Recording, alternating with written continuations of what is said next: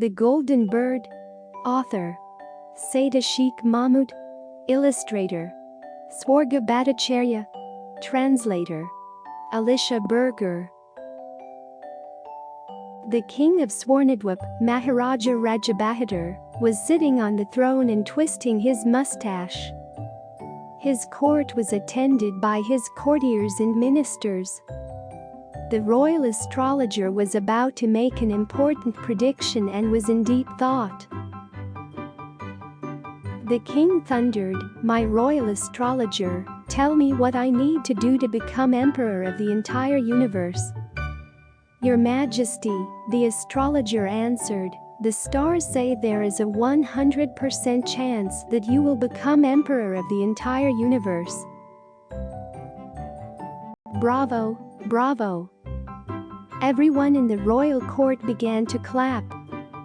The royal astrologer opened his mouth to say something more, but stopped himself. The king noticed his hesitation and said to him, "Tell me what's on your mind. Do not be afraid." The astrologer said, "Your Majesty, we have an astonishing golden bird living in our kingdom.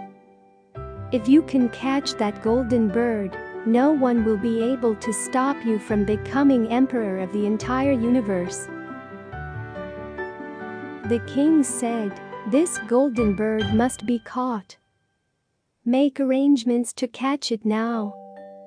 The royal announcer made a public circulation. Anyone who catches the golden bird will be rewarded by His Royal Highness, the King of Swarnadwip, Maharaja Rajabahadur.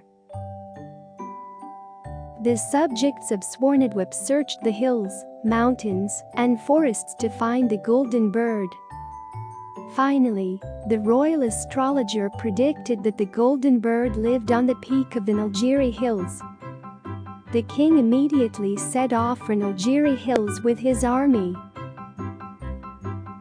Meanwhile, the princess of Swarnadwip was looking out from the palace terrace, watching the marching army. As she gazed towards the horizon, she noticed a slight movement in the corner of her eye. There was the golden bird. The bird was sitting atop a tomb built on the palace terrace. The bird said to her, "Princess, I have come here to be caught. Take me to your father." "Why do you want to be caught? Don't you know that once my father catches you, he will kill you?" "I would rather die than let anybody die for me," said the bird sadly. "Many people have lost their lives searching for me. All I want is to help people in need."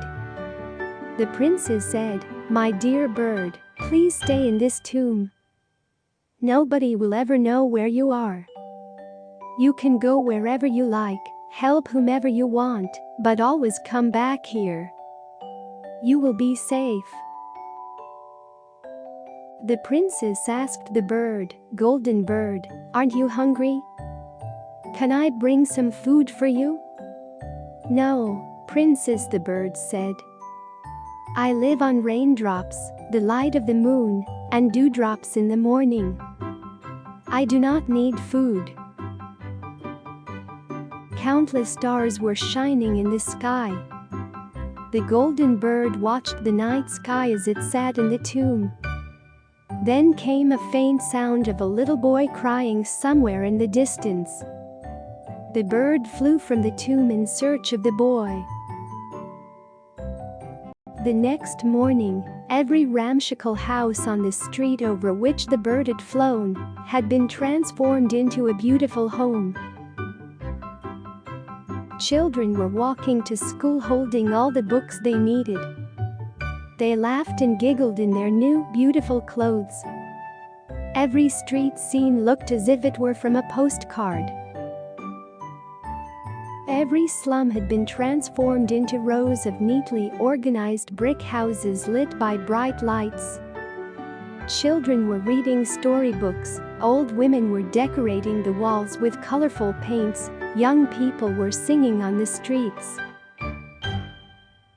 The next day, As the princess climbed up to the tomb of the palace, she heard some sad music.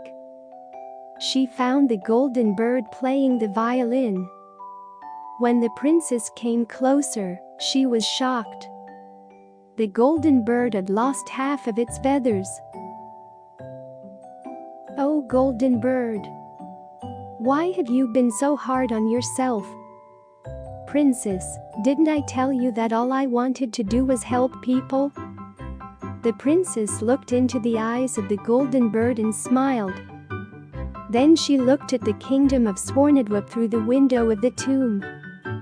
Everywhere she looked, she found signs of renewed affection and love among the people. Meanwhile, the king was trudging back to the palace from his Nilgiri Hills mission, which he had officially declared unsuccessful. As soon as he entered the city, he was shocked. Where there had been slums, there were now beautiful homes, wide roads and happy people. Who made these changes to my country? He wondered. Maharaja Rajabahadur called a grand meeting of the entire kingdom on the city grounds. Thousands of people of Swarnadwip attended the meeting. The king said, "My dear people, have you found the golden bird? Any of you?" The people answered in one voice, "No, Your Majesty." One person among the crowd said, "Your Majesty, we have not seen the golden bird, but we have received its gift. The golden feathers scattered by the bird have filled our lives with happiness and security." The king cried out in anger, "How dare you? You are the subjects of this land, so what you receive from the bird must be counted as a treasure belonging to your king." Back in the royal court, the king ordered, "Royal astrologer, tell me where has the golden bird has concealed itself?" As the royal astrologer tried to calculate the bird's whereabouts, the princess's assistant went running to the harem. She quickly conveyed everything to the princess. The princess hurried to the tomb of the palace to warn the bird. But before she could say anything, the golden bird said to her, "I was waiting for you, princess. I have no more time. We must finish the task before the king arrests me." The golden bird whispered something in the princess's ears. Tears filled her eyes. "I can chant the spell," she murmured, "but I cannot pluck your beautiful feathers." The royal astrologer finished his calculations. His face was shining with victory. "Your Majesty, you have caught the golden bird. The bird is hiding itself somewhere inside the palace." "How strange this is," the king ordered. "Find the bird and bring it to me. Now." The princess and the golden bird were on the palace terrace.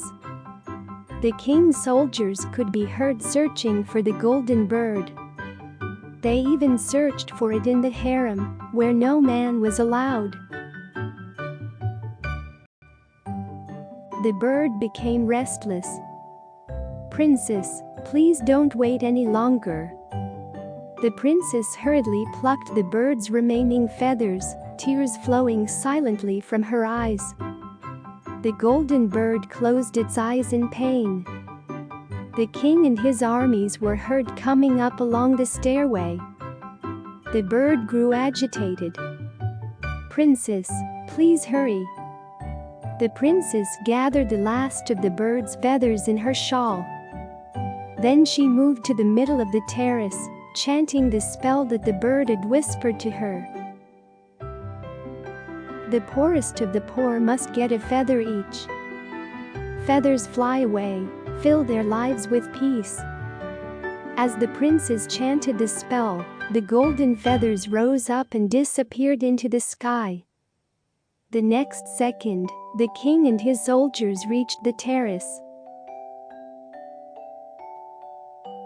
The princess was heartbroken that her father had caused the death of the kind-hearted golden bird. She asked him, "Tell me, father, who is more precious to you? The golden bird or me?" The king was stunned. He sat down on the terrace and fell silent. The princess sat down next to him. He looked at her with tears in his eyes and held her. "No, my child," he said quietly. "You are the treasure of my heart. I would rather have your love than be the emperor of the entire universe." The king's courtiers found a golden ball on the roof and a golden feather beside it. The princess took the feather and touched the golden ball with it. The ball glowed brightly and, to everyone's amazement, transformed into a golden bird. The bird flapped its wings and flew into the sky to join the sun.